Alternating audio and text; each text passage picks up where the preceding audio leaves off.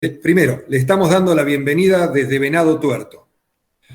Y varios de los que estamos acá en la pantalla formamos parte de la Red Bíblica Cristiana. Esto es un grupo de personas, somos un grupo de personas que con un sentido de familia estamos comprometidos en seguir a Jesús. Tenemos encuentros bíblicos semanales. En este tiempo de pandemia lo hacemos en forma virtual y, por supuesto, abierta. Y una vez por mes, como lo estamos haciendo hoy, de manera virtual y abierta, nos reunimos para tratar temas desde una perspectiva bíblica. Y justamente el tema de hoy será precisamente la Biblia propiamente dicha, ¿no? Ustedes recibieron, creo que la mayoría han recibido una invitación, un flyer, le llaman, con la información de esta reunión.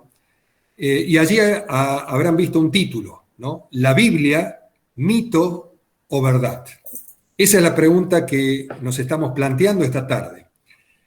Y para ayudarnos a contestar esta pregunta y para hablarnos y compartirnos acerca de la naturaleza y del propósito mismo de la Biblia como palabra de Dios, tenemos la bendición, y yo diría hasta el lujo, de tener como invitado a Rubén del Rey. Rubén del Rey ya ha aparecido allí, los que tienen computadora lo deben estar viendo en un cuadradito de la pantalla, los que tienen el teléfono no lo están viendo todavía porque él no está hablando. Cuando comience a hablar lo van a ver en pantalla. Pero quisiera en 2 minutos decir un par de cosas relacionadas con Rubén, porque es importante, creo, que podamos conocerlo y saber quién nos va a estar compartiendo esta tarde. Rubén es un profesional en el área de la administración y finanzas que dejó su carrera en el ámbito empresario privado hace varios años para pasar a ser el director general de la Sociedad Bíblica Argentina. Y además, actualmente es miembro del Comité Internacional de las Sociedades Bíblicas Unidas.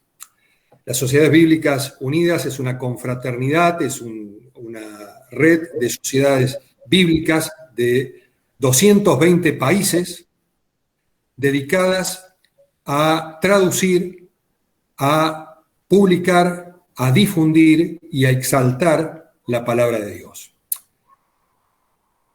Así que, bueno, tenemos, como decía, esta tarde la bendición de tener a alguien con la autoridad profesional y espiritual suficiente como para hablar y tratar este tema.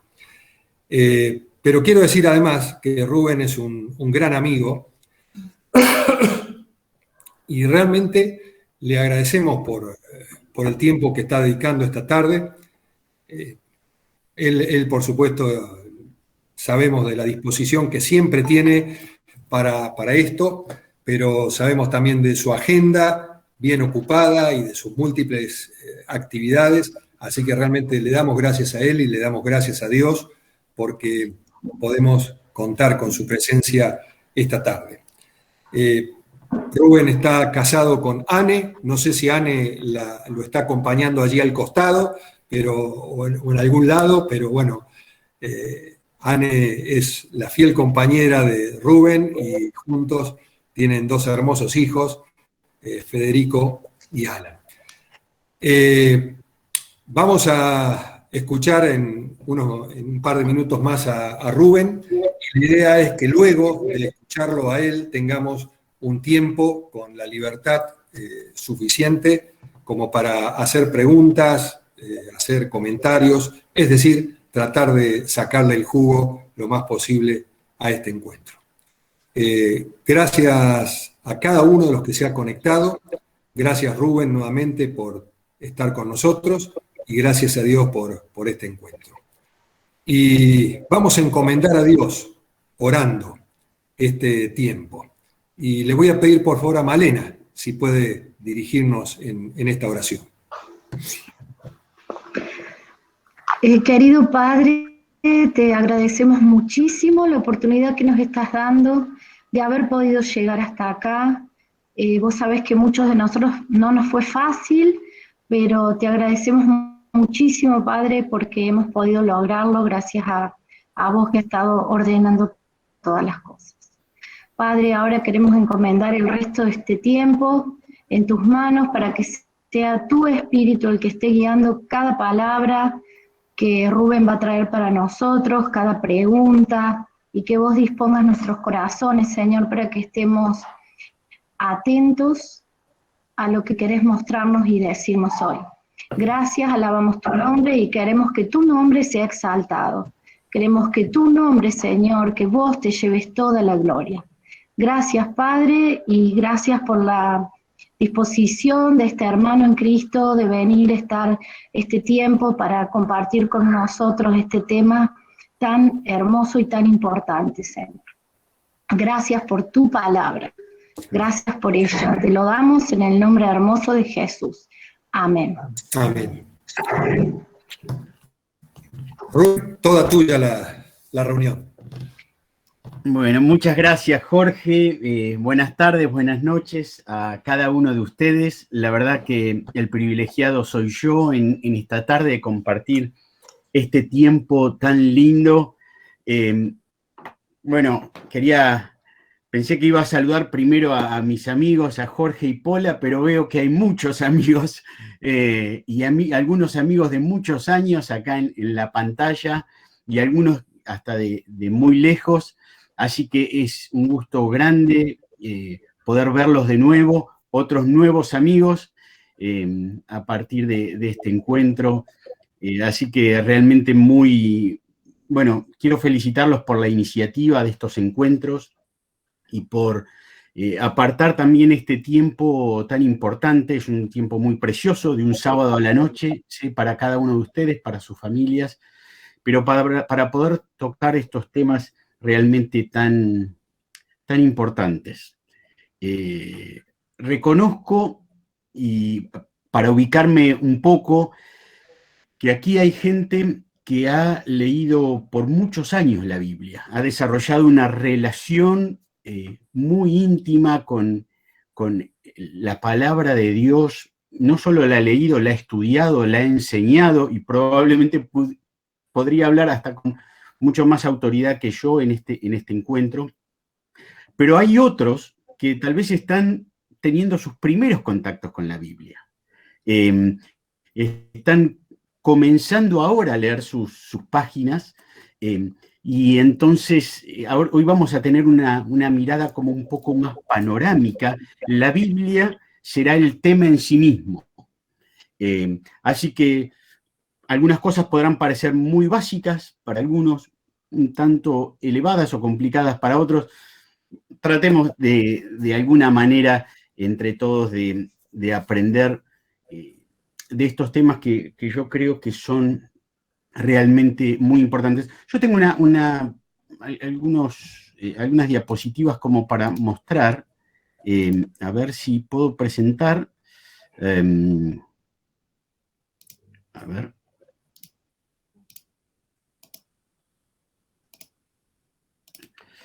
¿Ahí se ve?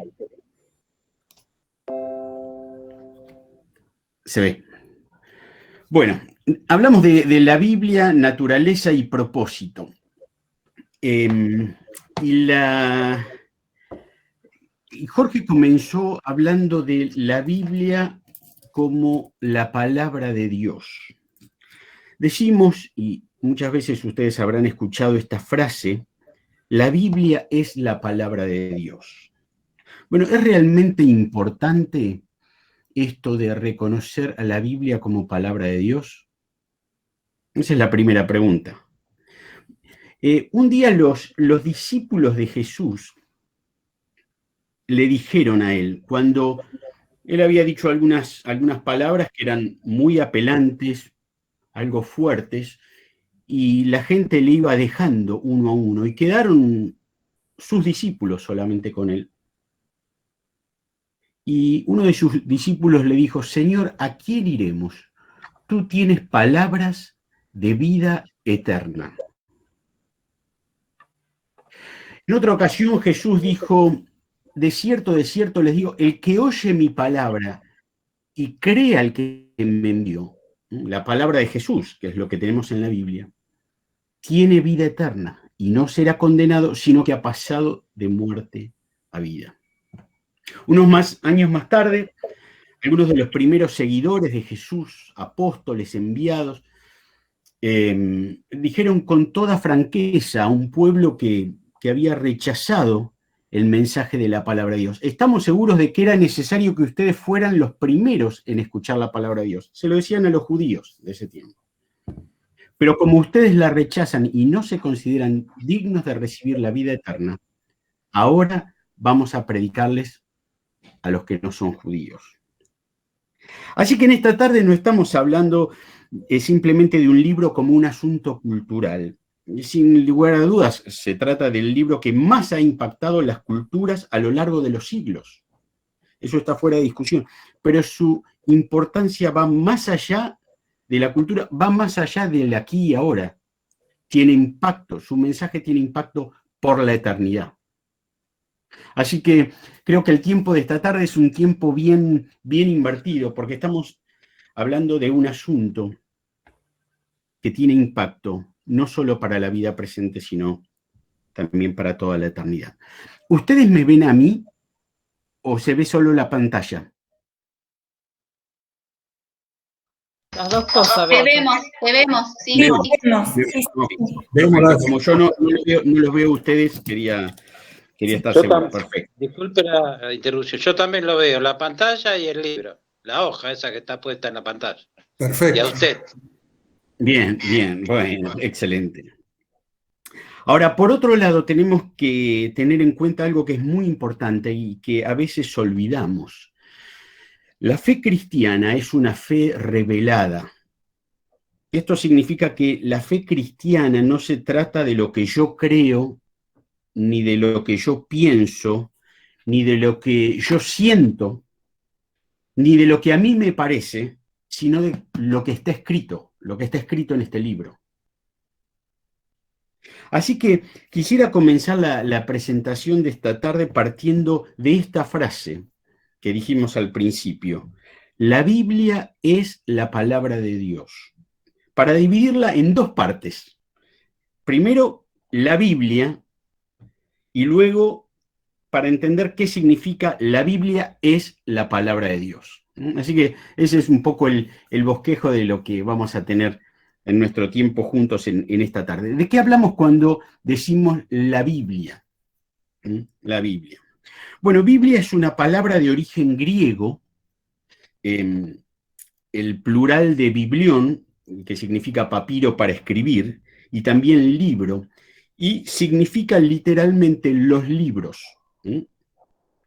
Del griego ese término pasó al latín, y a través del latín pasó, a las lenguas occidentales, no ya como nombre plural, sino como el singular del femenino, la Biblia. Es decir, el libro por excelencia. Con este término ahora se designa justamente a la colección de escritos reconocidos como sagrados por el pueblo judío, por un lado, y por la iglesia cristiana en sus diferentes confesiones.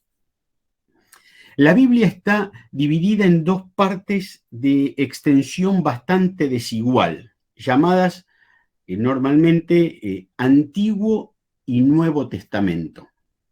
A primera vista, la palabra testamento nos resulta algo rara, algo extraña. ¿Por qué habla de testamento, esas dos partes de la Biblia? Pero bueno, el tema se aclara un poco cuando descubrimos la vinculación entre la palabra latina testamentum, de donde viene justamente testamento, con el hebreo berit, que significa pacto o alianza. Este término hebreo, berit, es uno de los términos fundamentales de la teología bíblica, de la teología de la Biblia. Con él se designa al pacto o lazo de unión o alianza que el Señor estableció con el pueblo de Israel allí en el monte Sinaí. Ustedes conocen en la historia, después de haberlos sacado de la esclavitud en Egipto por medio de Moisés. Él hace un pacto con su pueblo ahí en el monte de Sinaí, donde le da justamente sus leyes. A este pacto establecido por medio de Moisés, los profetas empezaron a hablar de un nuevo pacto, que no estaría escrito sobre tablas de piedra, como el antiguo, donde se escribieron los 10 mandamientos, sino que estaría escrito en el corazón de las personas por medio del Espíritu Santo. Eso lo encontramos, por ejemplo, en la profecía de Jeremías, en Ezequiel, en el Antiguo Testamento. De ahí viene la distinción entre el antiguo y el nuevo pacto. El primero, sellado en el Sinaí, fue ratificado con sacrificios de animales. Era la manera en que se ratificaba un pacto en ese tiempo. El segundo, incomparablemente mayor, fue establecido con la sangre derramada de Jesús en la cruz del Calvario. Ahora, cuando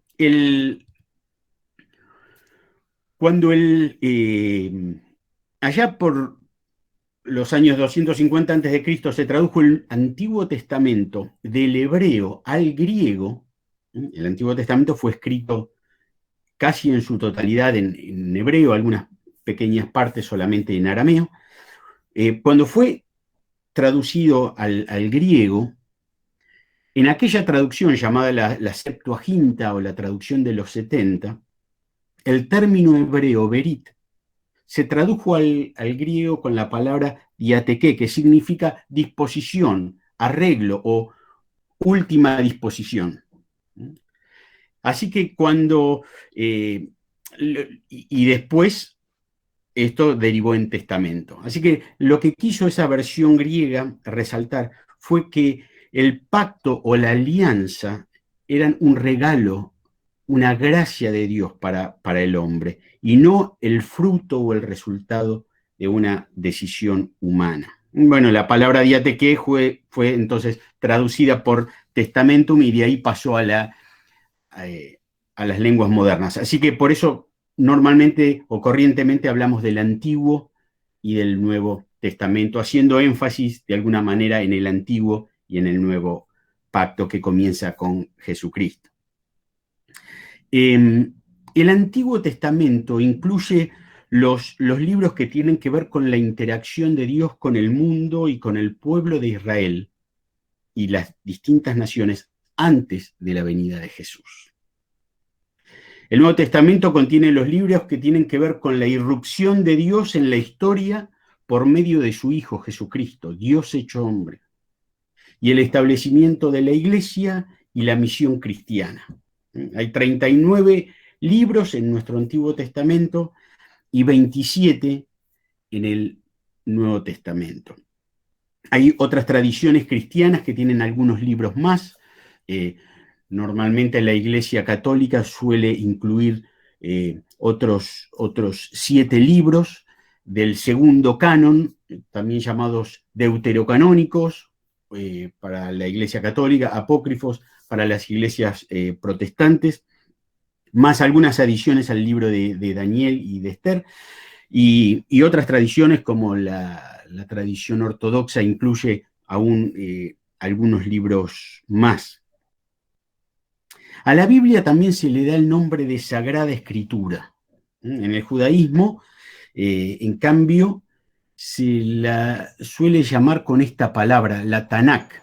Probablemente hayan escuchado hablar de la Tanakh, que en realidad es una sigla formada por 3 iniciales, las iniciales de la Torá, Nevi'im y Ketuvim. Es decir, las 3 partes o secciones en las cuales se divide el Antiguo Testamento, o la Biblia hebrea. El Antiguo Testamento es la Biblia que compartimos con el pueblo judío, ¿no? La ley, la Torá, los profetas, Nevi'im, y los escritos. Esa es la manera en que me gustó esta ilustración, por eso la puse, la disposición de los libros de la Biblia, pero tomando el formato y los colores de la tabla periódica de los elementos, con las siglas de los libros, ¿no?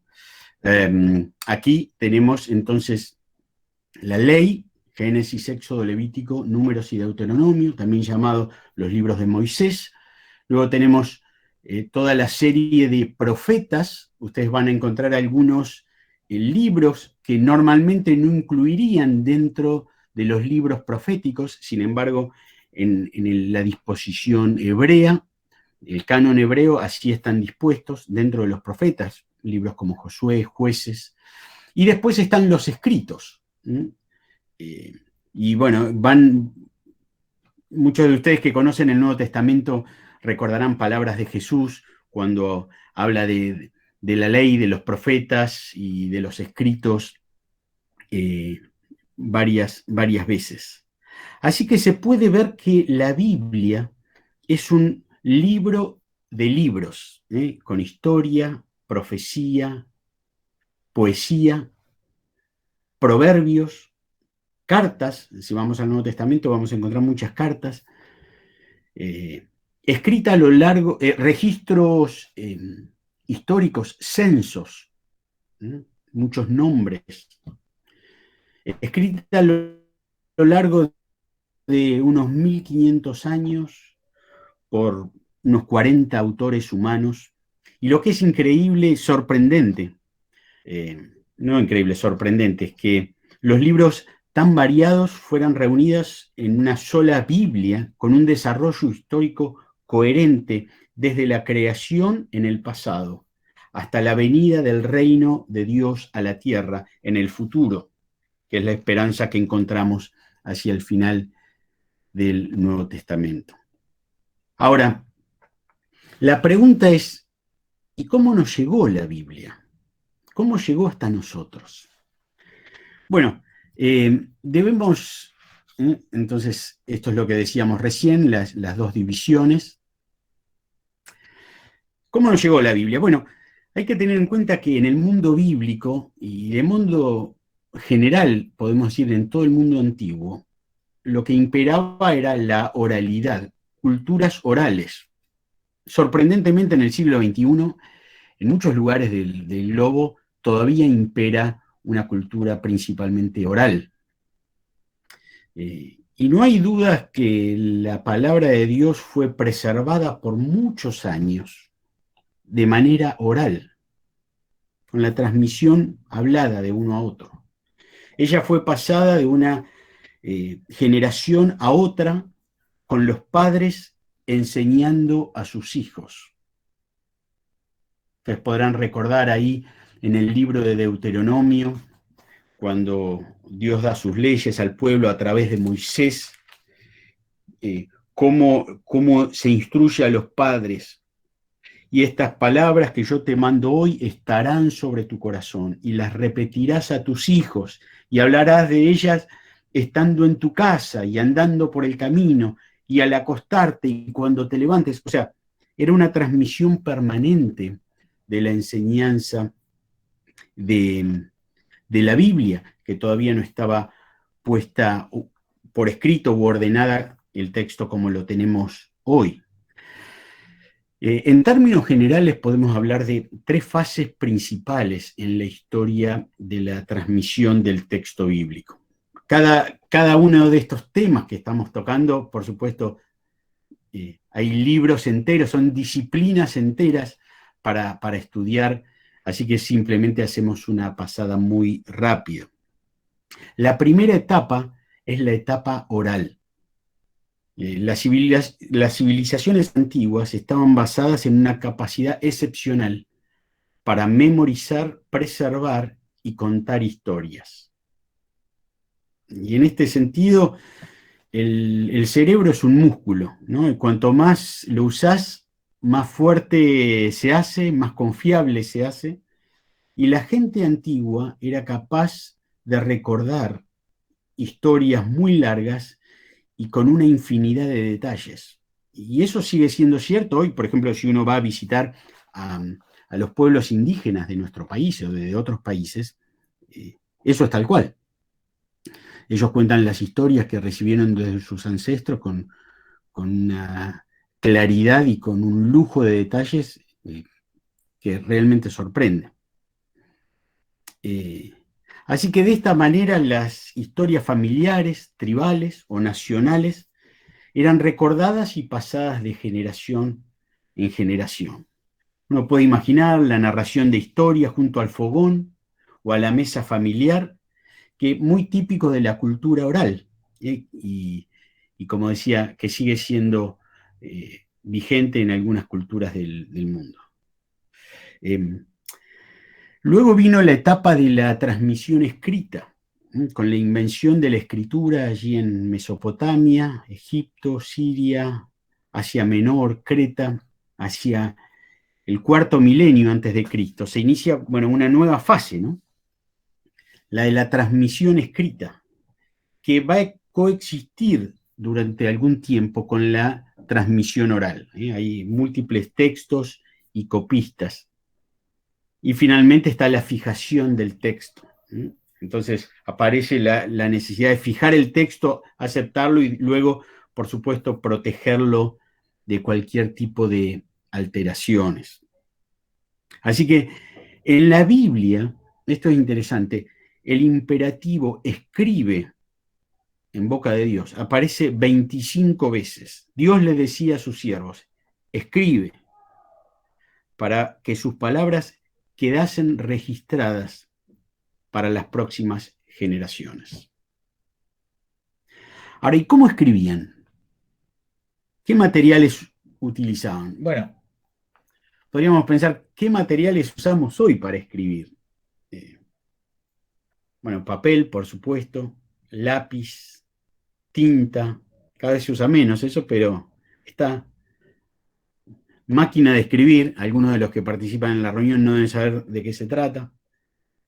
Teclado, hoy hablamos de interfaces de voz humana, hoy hablamos de que uno aprieta un botón en un celular y la voz de uno se convierte en algoritmos que le están escribiendo a alguien que le responde, ¿no?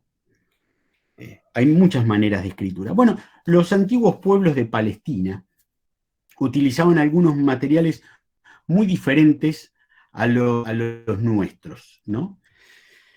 Y a los que citamos recién. Y la Biblia hace referencia a algunos de ellos. En primer lugar, encontramos la piedra, el material más antiguo de escritura que está mencionado también en el Antiguo Testamento es la piedra. Los 10 mandamientos, por ejemplo, fueron escritos primero en piedra.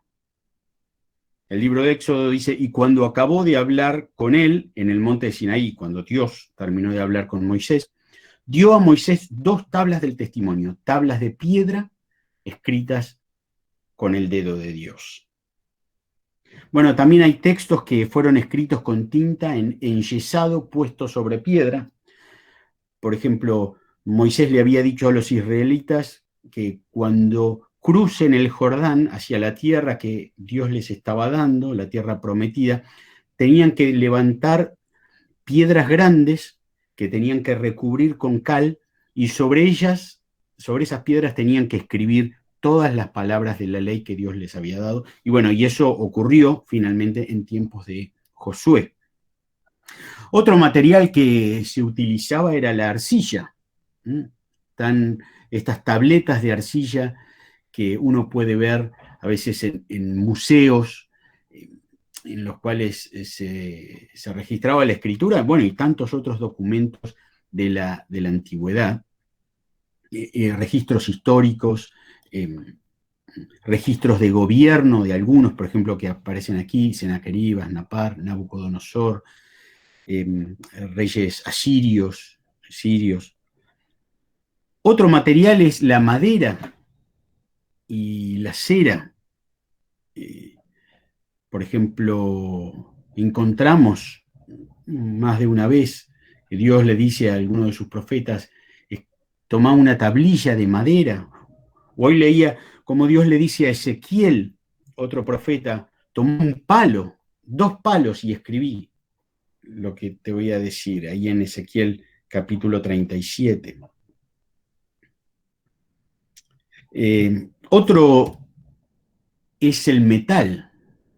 Y esto lo vemos también en registros de gobierno de Grecia y Roma. Por supuesto, esto no se limita a los textos bíblicos.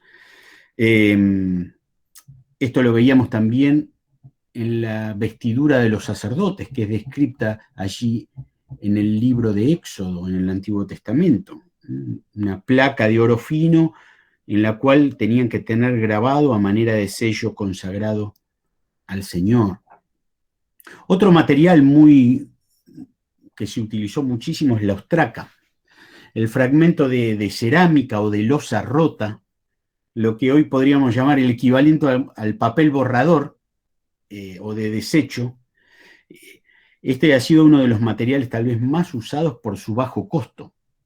Cuando se rompía un jarrón, una cerámica, una loza, bueno, los pedazos, los tiestos podrían utilizarse también para escribir.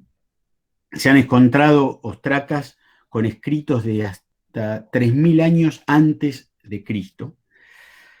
Después, ya viniendo un poco a tiempos más cercanos a los últimos años del Antiguo Testamento, podemos hablar del papiro, esta planta, el junco, y el papiro, bueno, llegó a extenderse muchísimo como materia prima para los libros de Grecia y Roma.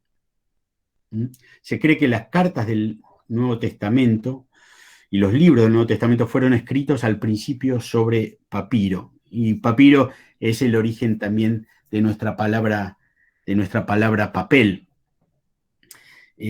Luego también el cuero, los pergaminos. En los últimos años, por ejemplo, la mayoría de los escritos, de los manuscritos que se fueron encontrando allí en la zona del Mar Muerto, estaban escritos sobre cuero. Es muy probable que cuando el apóstol Pablo le pide a Timoteo que le envíe los pergaminos, estuviera hablando de porciones del Antiguo Testamento escritas justamente sobre cuero. El pergamino fue ganando terreno sobre el papiro, principalmente, bueno, por ser más durable. Así que hasta el siglo IV, allí, al comienzo de la Edad Media, el principal medio para la palabra escrita de Dios fue el pergamino. Aquí esta foto es el papiro 66, uno de los más antiguos que existen. Es una copia del Evangelio de Juan que data del siglo II, y aquí está organizado en forma de códice, el antecesor del libro. Bueno, y después el pergamino que decíamos aquí, luego apareció el códice, un libro con hojas, en el sentido ya más moderno del término. Piensen que el papiro, en tiempos de Jesús, por ejemplo, lo que se usaba era el rollo, ¿no? Entonces, al leer las Escrituras, dice en la sinagoga de Nazaret que le fue entregado el rollo de Isaías. Y el rollo, bueno, comenzaba y terminaba, había que ir corriéndolo así con las manos. Y el otro día leía, por ejemplo, muchos eruditos creen que en el Nuevo Testamento el Evangelio de Lucas y el libro de Hechos, que ambos son escritos por Lucas, en realidad eran un solo libro, pero que fue escrito en dos rollos, porque justamente el rollo tenía 28 metros y es lo que daba el largo de cada uno de los rollos. Hubo que dividirlo por un tema que no cabía todo en un mismo rollo. Ahora, ¿cómo llegó hasta nosotros? Y aquí podemos hablar de los escribas. Tantas veces escuchamos cosas negativas de los escribas, especialmente en sus discusiones con Jesús y en las acusaciones que él ha hecho sobre muchas veces la hipocresía o el legalismo de los fariseos y de los escribas. Pero, por otro lado, tenemos que reconocer que la importancia que tuvieron en la transmisión del texto bíblico los escribas es incalculable. La verdad que tenemos una deuda de gratitud con muchos de ellos. El escriba era como el copista, el amanuense de la antigüedad.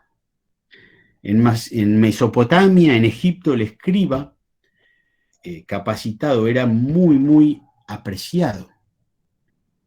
Pensemos en ciudades como Alejandría, allí en Egipto, donde existía la biblioteca más grande del mundo, que, bueno, finalmente se quemó, ¿no? En Palestina, los escribas profesionales eran responsables de escribir y copiar la mayor parte de los documentos hebreos. Y lo hacían con mucho cuidado, con una minuciosidad realmente muy, muy importante.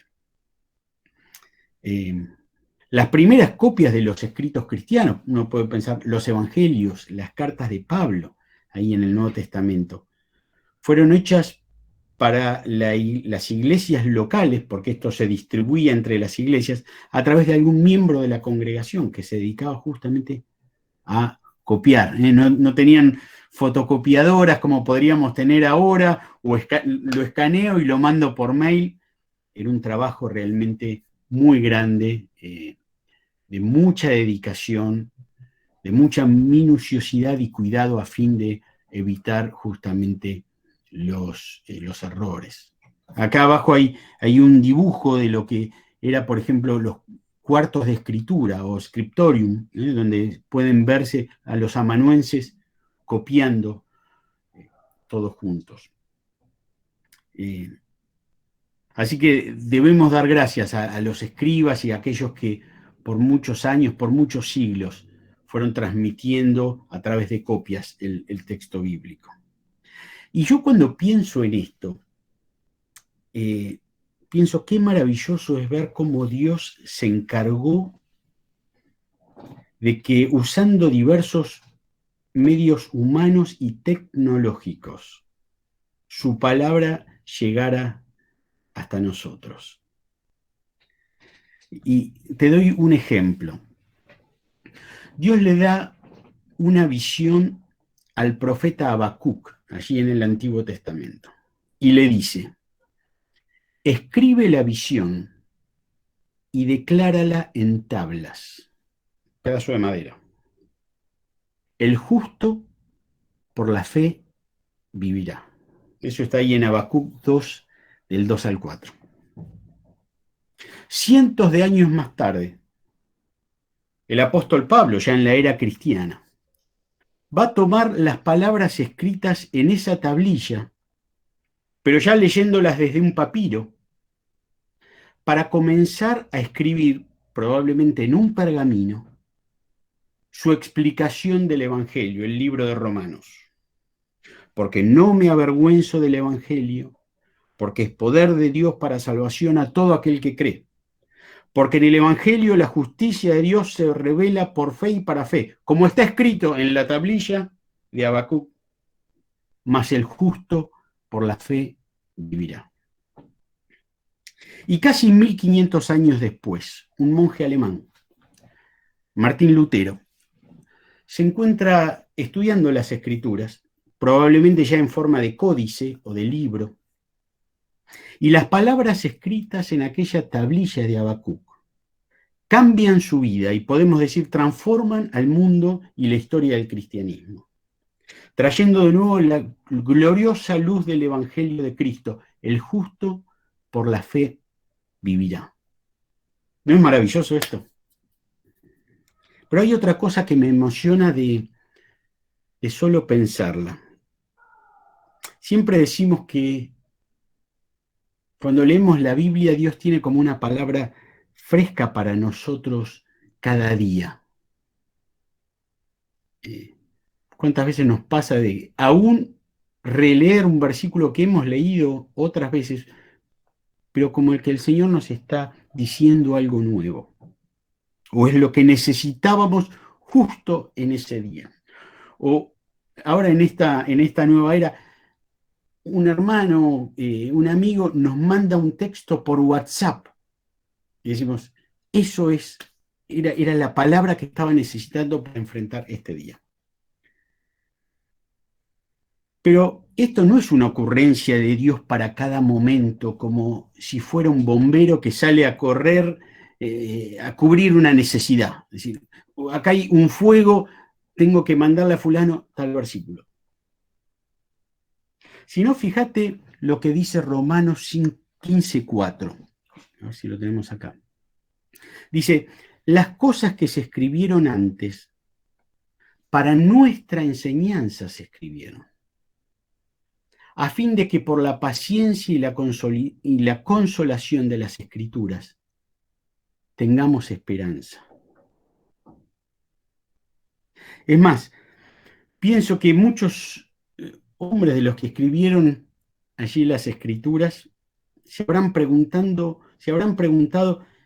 qué quería decir aquello que estaban escribiendo sobre la piedra o la visión que estaban grabando sobre una tablilla de madera.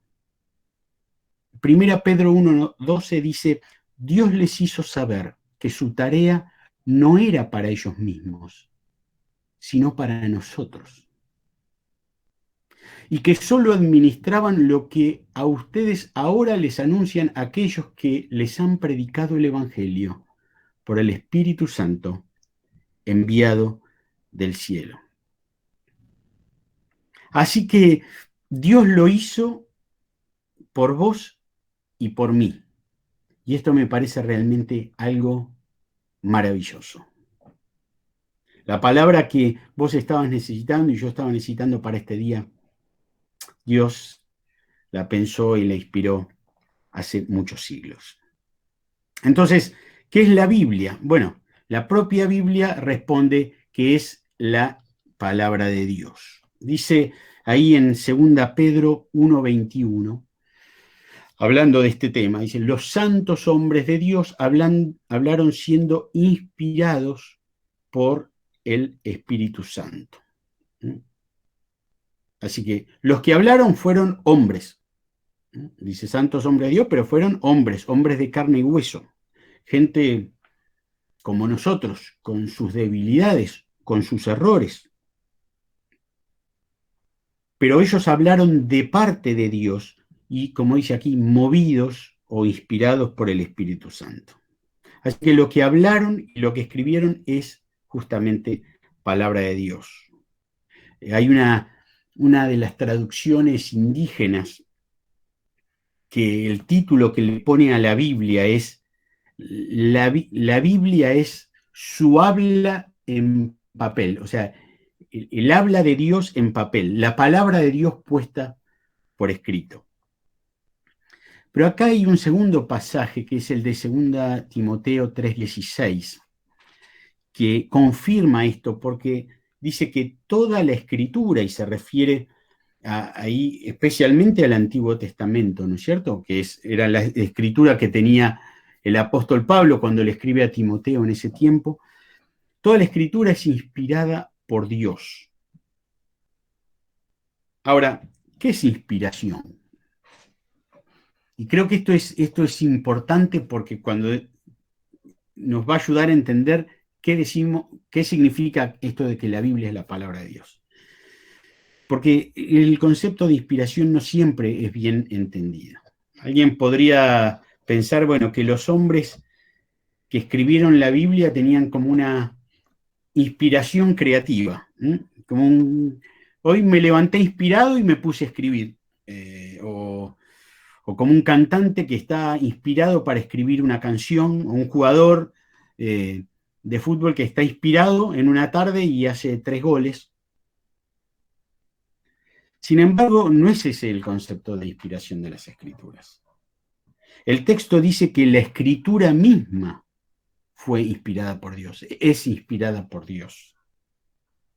En griego se utiliza una palabra sola para decir inspirada por Dios, que es una palabra compuesta, theopneustos, que significa, ¿cómo decir?, respirada por Dios, soplada por Dios. Una traducción literal por supuesto que el apóstol Pablo ahí está creando una palabra, así que nosotros sí tenemos que crear una palabra como Diospirada, como Dios mismo respirando las escrituras. Ahora, ¿cómo fue este proceso de inspiración? Bueno, la Biblia no lo explica, pero vemos que en algunos casos sí, por así decirlo, fueron como dictados o soplados. Es el caso de muchos mensajes anunciados a través de los profetas del Antiguo Testamento. Así dice el Señor. O como leíamos antes, Dios le da la visión a Habacuc, toma una tablilla y escribe esto, o a otros profetas. También en los mensajes a las iglesias, allí en Apocalipsis, escribe al ángel de la iglesia de Éfeso, yo conozco tus obras.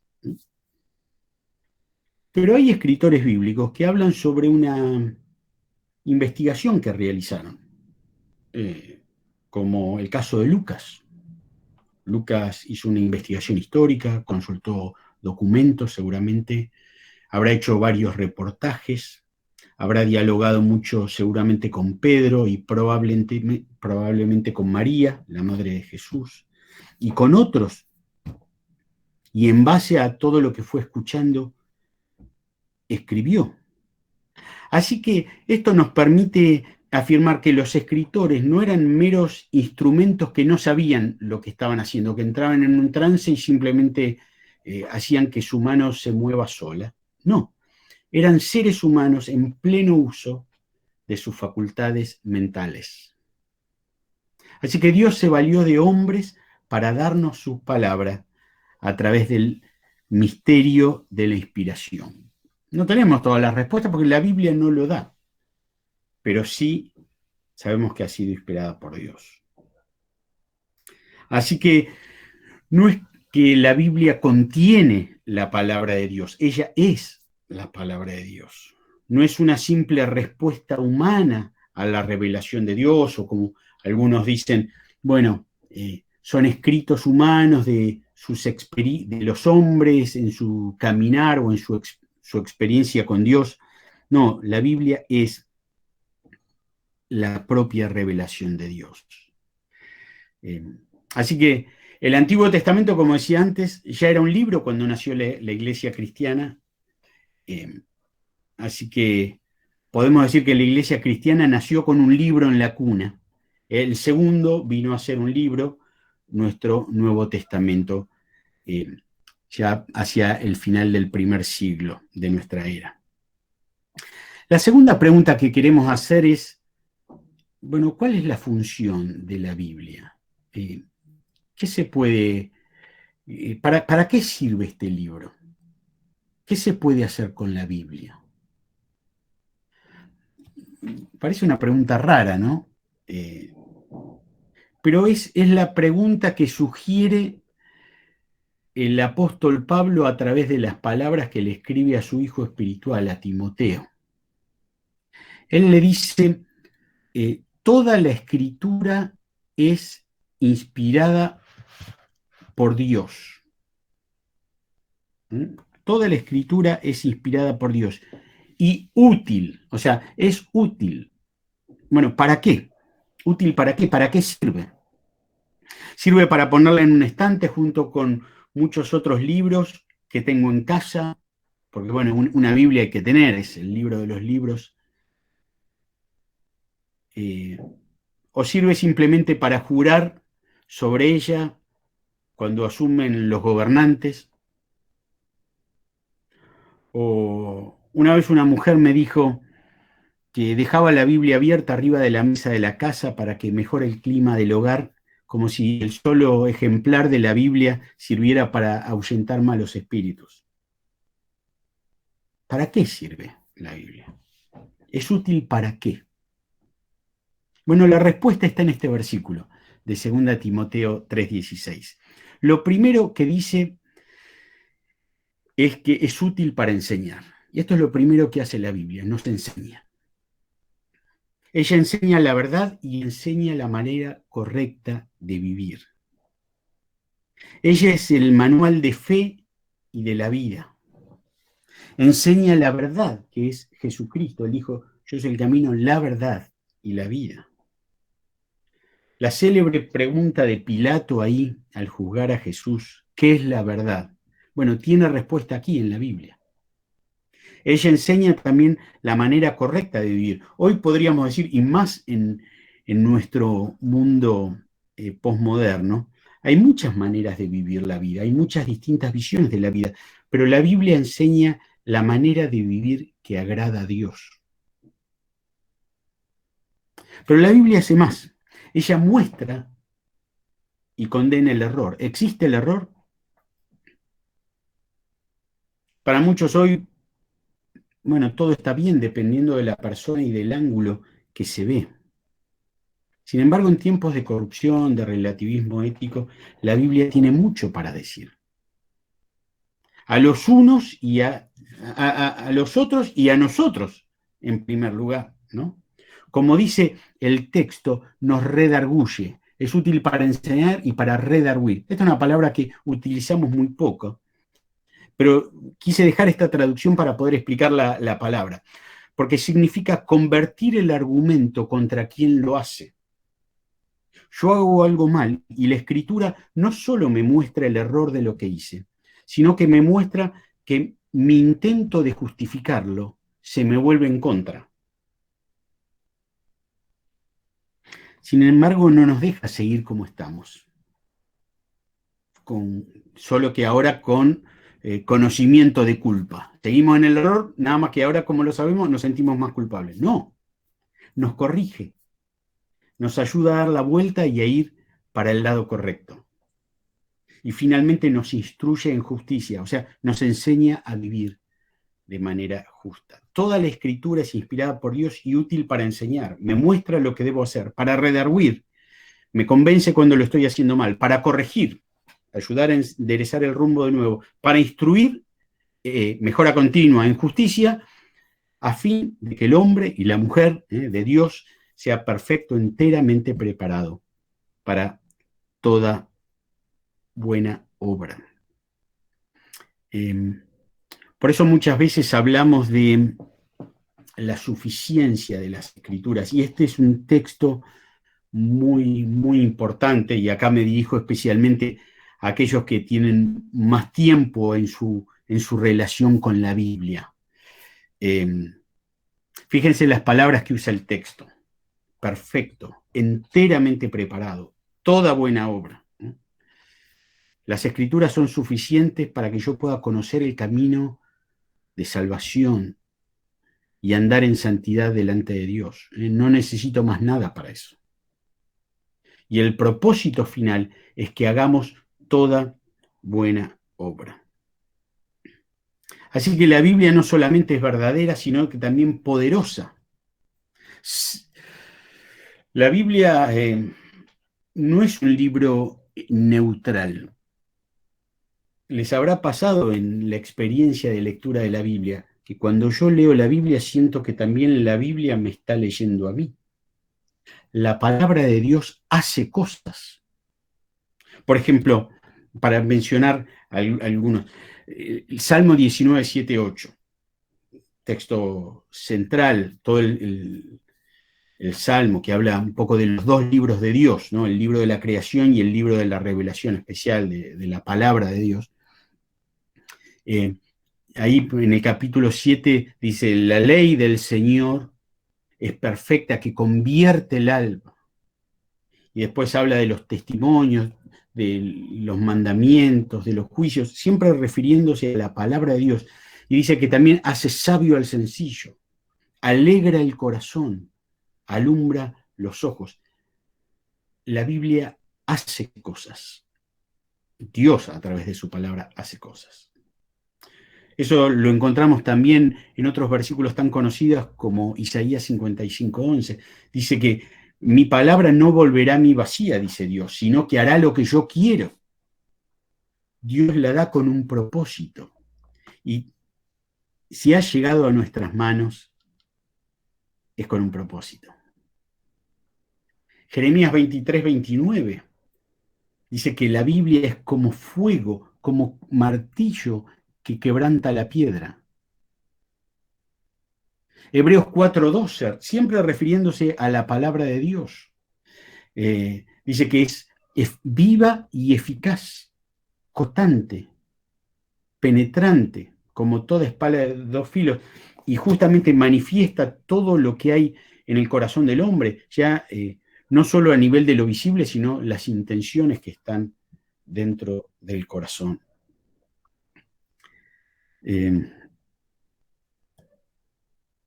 Pero finalmente, ¿cuál es el propósito de la Biblia? ¿Para qué nos fue dada? Bueno, a muchos les gustaría que la Biblia diese respuestas a todas las preguntas que se le ocurran. Y yo me anoto en ese grupo. Pero esa no es la finalidad de la Biblia. A veces podemos preguntarnos ahí de los primeros relatos del Génesis, después de la caída en pecado de Adán y Eva, ya en el capítulo 4 nos encontramos con el primer fratricidio, Caín mata a Abel, su hermano, pero después vemos que comienza a aparecer mucha gente, y uno se pregunta, ¿con quién se casó Caín? Bueno, la Biblia no nos lo dice. ¿Cuál es el origen de las diversas razas? ¿O cuándo o en cuánto tiempo fue creado el universo? Hay gente que lo entiende de una manera u otros de otra. ¿Cuándo va a ser el fin del mundo? La Biblia no responde la mayoría de nuestras preguntas, que, dicho sea de paso, son preguntas pequeñas. El propósito de la Biblia no es científico, ni literario, ni filosófico. Dios nos conoce perfectamente, pero nosotros no conocemos todo respecto de Dios, pero sabemos lo principal. Y tenemos respuestas para las preguntas más importantes, las preguntas fundamentales. Y Pablo se lo recuerda justamente en ese versículo de 2 Timoteo 3:15 a su hijo espiritual, Timoteo. Dice, desde la niñez has sabido las sagradas escrituras, las cuales te pueden hacer sabio para la salvación por la fe, que es en Cristo Jesús. Así que el propósito de la Biblia es darnos sabiduría. Pero no una sabiduría cualquiera, sino una sabiduría que nos lleva a la salvación. Y no es una salvación de cualquier manera, sino una salvación, como dice el versículo, por medio de la fe. Y no es una fe genérica o una fe, yo tengo fe que todo va a andar bien, que todo cambiará, o una simple esperanza de que las cosas van a mejorar, sino una fe, como dice ahí, que es en Cristo Jesús. Así que el punto más alto es justamente Cristo Jesús. Y quien no encontró a Cristo en las Escrituras todavía no encontró lo principal. Porque no se trata simplemente de buenos consejos para vivir una vida buena, una vida con una mejor moral, para ayudar simplemente más al prójimo, para tener una buena familia. El propósito de la Biblia es hacernos sabios para encontrar la salvación por la fe en la persona de Jesús. Y esta finalidad es confirmada en textos como el que aparece más abajo, el de Juan 20:31. Juan, al terminar el relato del Evangelio, dice que Jesús hizo muchísimas más cosas que, bueno, no cabrían los libros en el mundo para registrar todo lo que hizo Jesús. Dice, pero estas cosas se han escrito para que ustedes crean que Jesús es el Cristo, el Hijo de Dios, y para que al creer tengan vida en su nombre. Vida eterna, como decíamos al principio, o salvación, para usar la palabra del versículo anterior. Así que, bueno, en esta tarde hicimos un recorrido un recorrido por los distintos aspectos que tienen que ver con la Biblia, por lo menos así, abuelo de pájaro, cómo nos llegó la Biblia a nuestras manos. Hablamos de pueblos antiguos, de piedra, de papiro, de hebreo antiguo. Los tiempos han cambiado, las tecnologías han evolucionado, hoy podemos leer la Biblia en el celular, en la computadora, pero el hombre y la mujer siguen siendo los mismos. Y lo que es más importante, Dios sigue siendo exactamente el mismo. Porque el Dios que trató con Abraham es el mismo que trata con nosotros hoy. Es más, es exactamente el mismo. No ha evolucionado, no se ha modernizado. Jesucristo también, dice allí en el libro de Hebreos, es el mismo ayer, hoy y por los siglos. Y para muchos la Biblia se trata de un libro del pasado, libro antiguo, libro como lejano a nuestra realidad del siglo XXI. Y con esto termino. Me gusta la frase que dijo hace muchos años un conocido predicador argentino. Él dijo: la Biblia, aunque fue escrita en el pasado, no viene del ayer. Viene del futuro, de la eternidad de Dios. No fue escrita por un grupo de caminantes del desierto o antiguos escritores. La Biblia fue escrita, revelada y cuidada por el Dios eterno del eterno presente. Ella es más nueva que el periódico de la semana que viene. Viene del futuro, del mañana, no del ayer. Que Dios nos bendiga. Muchas gracias, Rubén. Muchísimas gracias.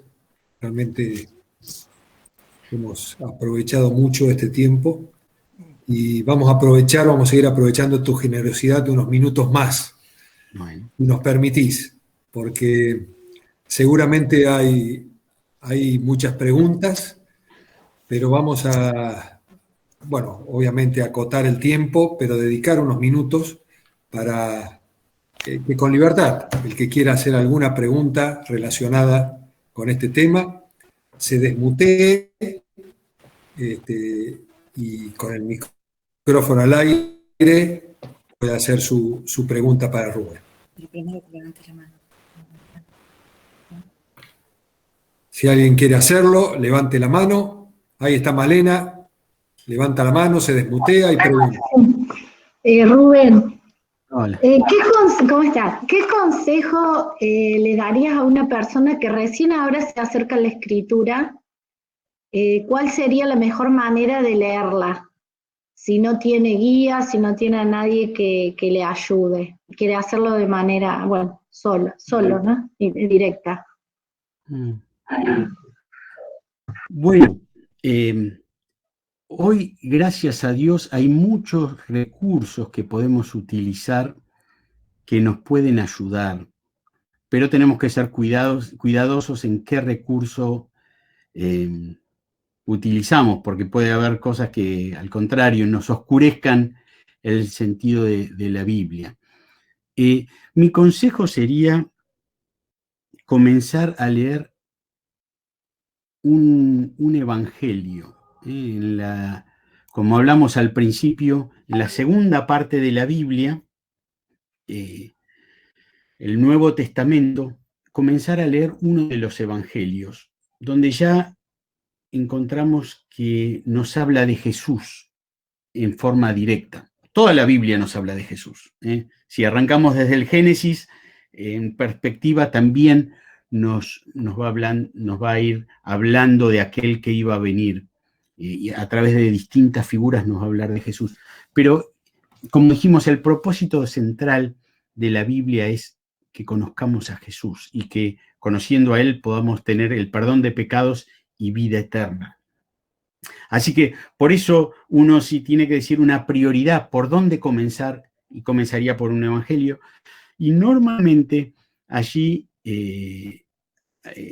puede ser cualquiera de los evangelios, pero el evangelio de Juan es un evangelio muy precioso, porque es el último que se escribió muchos años después que los otros evangelios, y tal vez hace menos énfasis en muchas historias o relatos que conocemos normalmente, que conocemos de Jesús a través de los otros 3 evangelios, llamados también evangelios sinópticos. Este es el evangelio más teológico de todos. Y Juan particularmente selecciona 7 señales que Jesús hizo y que tienen como propósito, como leíamos recién, mostrar quién es Jesús, que Jesús es el Hijo de Dios, y llevarnos a creer y a tener vida en el nombre de Dios. Así que yo arrancaría por ahí, arrancaría por un evangelio, y particularmente por el evangelio de Juan. Puede ser Marcos también, que es un evangelio con menos capítulos, pero sí.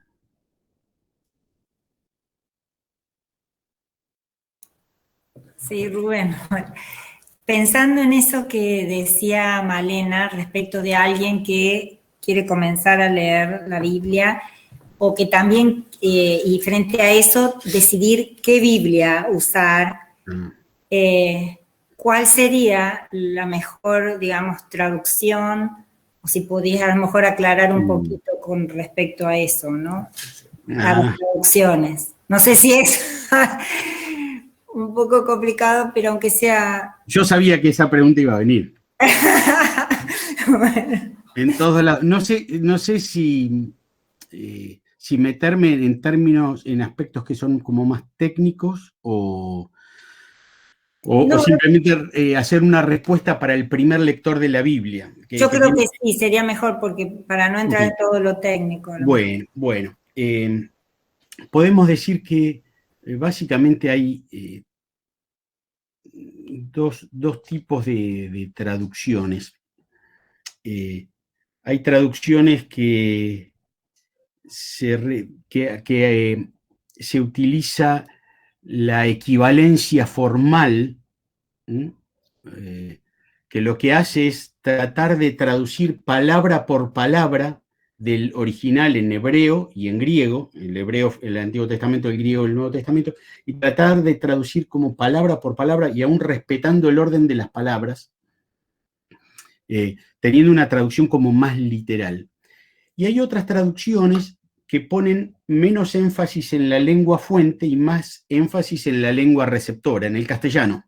Es decir, bueno, eso que se dijo en hebreo, ¿cómo lo diríamos nosotros en castellano? Entonces, tal vez no usando exactamente la misma estructura gramatical, pero sí siendo muy fiel al contenido, expresando lo mismo, pero ¿cómo lo diríamos hoy? Las traducciones más formales, más literales, podríamos decir, son a veces muy buenas para el estudio más profundo, para la predicación o para la enseñanza. Pero las traducciones más dinámicas o por equivalencia dinámica son más sencillas de entender, porque utilizan más el lenguaje que nosotros utilizamos normalmente. Dentro del primer grupo podríamos decir, no sé, está la Biblia Reina Valera 60, la Biblia de las Américas, la Biblia de Jerusalén dentro del mundo católico, la Nácar Colunga, otra excelente traducción, la Biblia del Peregrino. Y dentro de las más dinámicas, bueno, podemos decir Dios habla hoy,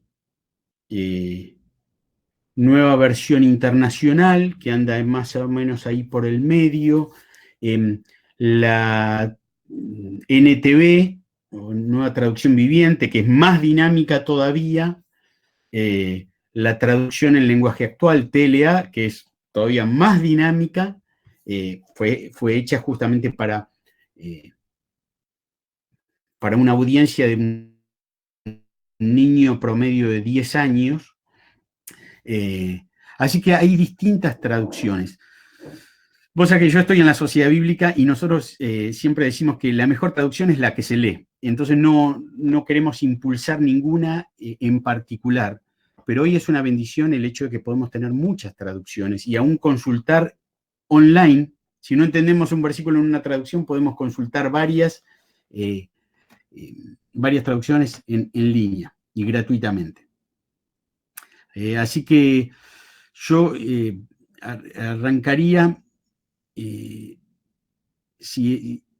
arrancaría tal vez con una traducción. Hay una que es muy linda, que es la Reina Valera contemporánea, que tiene, para los que hace mucho tiempo que leen la Biblia, tiene todo el sabor de Reina Valera, la tradición de traducción de Reina Valera, pero está hecha en el español que hablamos en América Latina. O sea, reemplaza todo el vosotros sabéis por el ustedes saben. Gracias. No. El tema da para mucho más, pero no me quiero meter en tecnicismo. Está bien.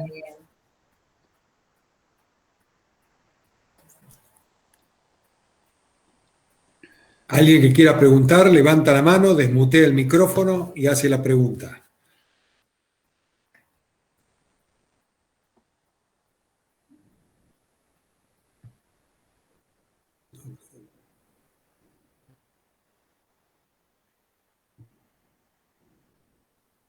Me parece que hay muchas preguntas, pero mucha timidez también.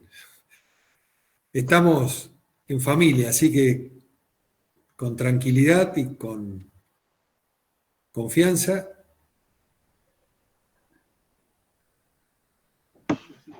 Malena.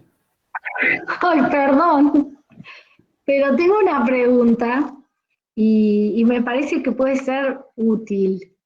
No sé. Para armar el canon, para decir, bueno, este libro del Antiguo, este libro del Nuevo, va a ser parte de la Biblia. ¿Quién lo decidió? ¿Cómo se hizo? Se reunieron personas, ¿qué personas? Y dijeron, bueno, estos van a ser los libros del Antiguo. Bueno, el Antiguo ya era, el Antiguo ya estaba, pero estos van a pertenecer al Nuevo Testamento hasta acá y se acabó. ¿Cómo se cerró ese canon? Bueno, la pregunta esa la respuesta a eso es muy larga, así que debería ser toda otra presentación. Hay libros enteros sobre... Es como la transmisión del texto bíblico, y yo lo resumí muchísimo. Sí podemos decir, y especialmente, por ejemplo, el canon del Nuevo Testamento, que justamente comenzaron a circular los evangelios, las copias, también de las cartas, del libro de los Hechos, del Apocalipsis, entre las primeras comunidades de fe en todo el mundo de ese tiempo, a medida que avanzaba la iglesia cristiana. Y justamente las mismas iglesias fueron las que fueron reconociendo cuáles eran los libros inspirados. Había como varios requisitos. El tema está la autoridad apostólica detrás del que lo escribe, si era un apóstol o estaba respaldado directamente por un apóstol, como el Evangelio de Marcos y la figura de Pedro detrás. También estaba el reconocimiento de la autenticidad. Por supuesto que ha habido otros libros que circularon, evangelios apócrifos o pseudoepígrafes, que a veces se llaman, que utilizaban el nombre de algún apóstol como para darle importancia a su escrito, pero eran escritos espurios, ¿no? Cada tanto aparece algún documental de algún nuevo libro o un libro con nuevas revelaciones. Bueno, muchos de estos son libros que no fueron reconocidos por la Iglesia cristiana. Podemos decir que ya antes del siglo II, prácticamente en todo el mundo cristiano, el canon, lo que se llama el canon, el cuerpo de libros del Nuevo Testamento ya estaba cerrado y era reconocido por todas las iglesias. Pero hay, bueno, una serie de requisitos para el reconocimiento de los libros como inspirados. Hay evidencias internas y evidencias externas, que son las que le dan justamente esa autoridad a los libros. O sea, evidencias que están dentro del mismo texto y evidencias también de otros hablando de ese mismo texto. Gracias. Otra charla podría ser sobre las evidencias estas, externas e internas. Bueno. Si te parece. Bueno, no sé. De cada libro. Yo sé que hay... No, pero en general, ¿no? En general. Es un tema interesante. Hay muchas preguntas alrededor de eso. Claro, sí. Sí, cómo no. ¿Cómo no? Sí, por supuesto. Bueno, ha avanzado la hora. Si queda alguna pregunta, hay 2 minutos para hacerla. Si no, ya estamos terminando.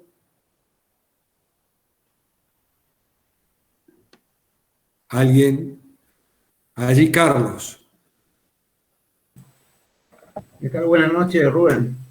Primero era para agradecer este momento, todo el aporte que nos ha hecho. Se nota que es una persona que conoce mucho.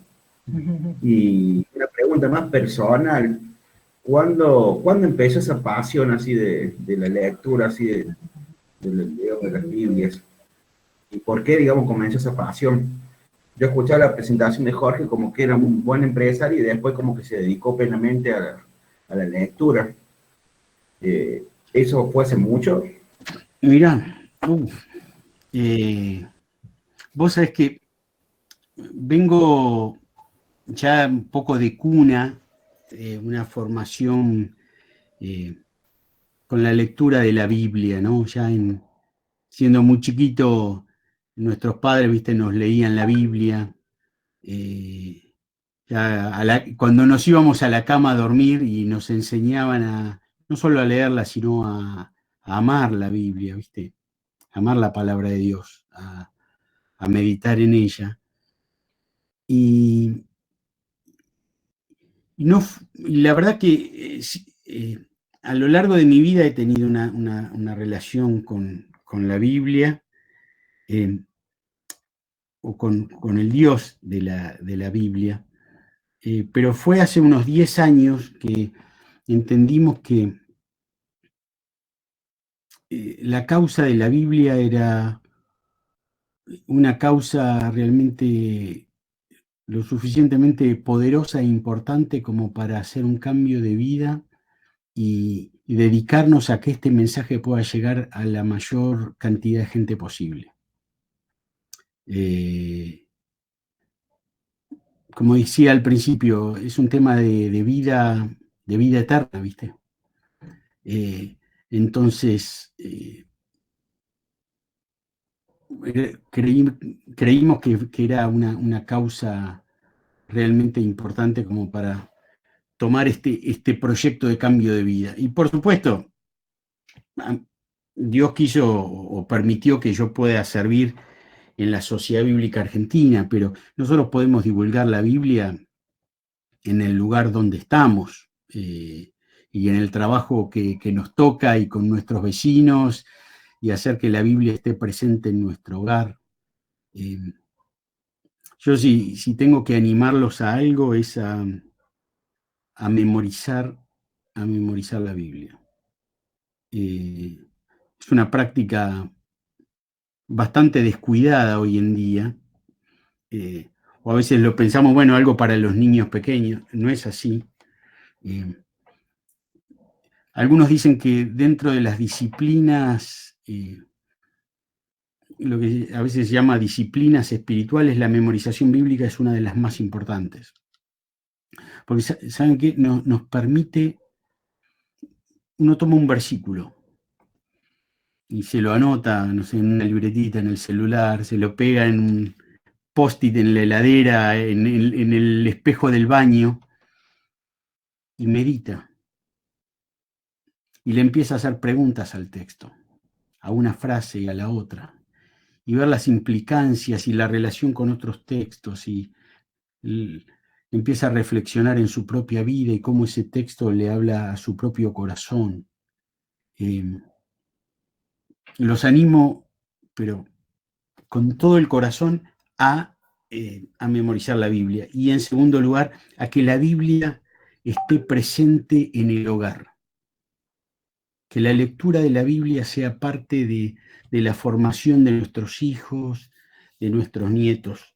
Y ¿saben qué? No necesitamos ser un biblista, un gran teólogo, tener todas las respuestas. Yo no las tengo, por supuesto. Pero sí que el sonido de la palabra de Dios esté presente en casa, sea tema de conversación en la mesa. No tiene que ser un momento religioso, especial, sino qué lindo que es cuando la Biblia es parte normal, natural de la conversación.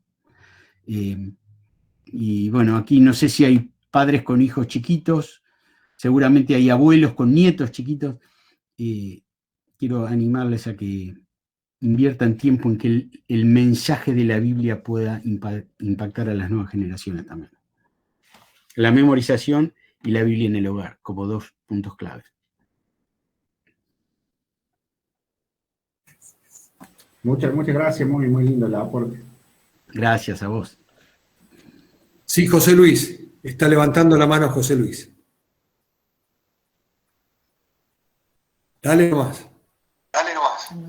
Bueno, ahora yo, principalmente yo como la primera vez que intervengo en esta reunión, quería agradecer a Rubén, señor Rubén, los conocimientos que tiene.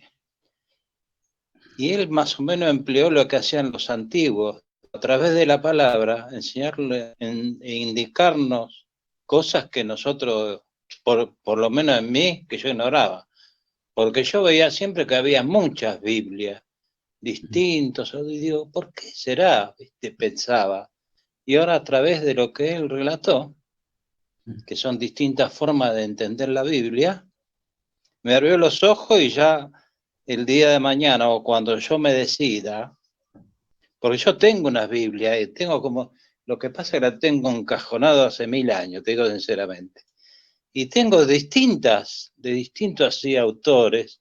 Y digo, ¿por qué será tanto? Y yo cuando lo iba a leer, siempre se expresaban de distintas formas, en el sentido de expresarnos todo lo que la palabra de Dios, de una manera a veces compleja, ¿viste? Con traducción y todo eso. Y ahora lo entiendo. Así que desde ya le agradezco a Rubén que me abrió los ojos sobre este tema, que no está escrito en ningún lado. Así que muchas gracias. Y a todos de la reunión he pasado un momento muy grato, ¿eh? Y que tengan todos muy buenos días, buenas tardes o como ustedes lo deseen. Muchas gracias, José Luis. Muchas gracias. Bueno, y gracias a todos por estar participando de este encuentro. Y gracias, Rubén, por tu enseñanza, por tu testimonio y por tus exhortaciones que realmente muy prácticas y de mucha bendición. Por favor, Jorge, solamente quiero pedirles que siempre recuerden en oración el trabajo de la Sociedad Bíblica, de la Sociedad Bíblica Argentina y de la Fraternidad de las Sociedades Bíblicas. Bueno, Jorge justamente es miembro de la comisión directiva de la Sociedad Bíblica, y especialmente en la tarea de hacer que la Biblia pueda llegar a todos. Y a todos significa no solamente distribuir Biblias en todo el país y que llegue a través de los distintos canales, sino también a todos en el idioma de su corazón. La traducción de la Biblia a todas las lenguas indígenas, por ejemplo, que se hablan en el país. Esa es parte de nuestra tarea. O a la lengua de señas para la comunidad sorda. Estamos trabajando en eso ahora, para niños y para adultos. Estamos también trabajando, por ejemplo, la Biblia en braille para los ciegos, o en audio, o a través de los medios digitales, o con proyectos especiales para atender personas con discapacidad, porque, bueno, creemos que este mensaje tiene que llegar a todos. Así que, bueno, que puedan acompañarnos en oración, y a Jorge también, que siempre nos está dando una mano importantísima en la tarea. Bien. Bueno, vamos a terminar justamente tomando este desafío de oración. Vamos a orar ya mismo y vamos a estar despidiéndonos. Padre nuestro, muchas gracias. Muchas gracias por este tiempo tan especial que nos has dado. Gracias, Señor, porque hemos podido apartar este tiempo. Gracias porque nos has permitido tener esta comunicación sin problemas. Gracias, Señor, por la disposición, la sabiduría y la capacidad para comunicarnos tu palabra de Rubén. Gracias, Señor, por sobre todas las cosas, por tu palabra. Gracias, Señor, por tu revelación. Gracias, Señor, por poder tener la palabra viva al alcance de nuestra mano. Señor, oramos por las personas, los cientos y miles de personas que están trabajando día a día para traducir, para publicar, para distribuir, para exaltar tu palabra a lo largo de todo el mundo. Señor, gracias porque tu palabra corre. Tu palabra no solamente ha sido preservada de una forma realmente sobrenatural, sino tu palabra sigue corriendo, Señor, y se sigue. Gracias. Y oramos para que tu palabra pueda tener lugar e influencia en cada uno de nuestros corazones. Encomendamos el resto de este día, Señor, que podamos seguir saboreando estos que hemos recibido y que podamos terminar bendecidos como hasta ahora este día. Oramos en el nombre de Jesús.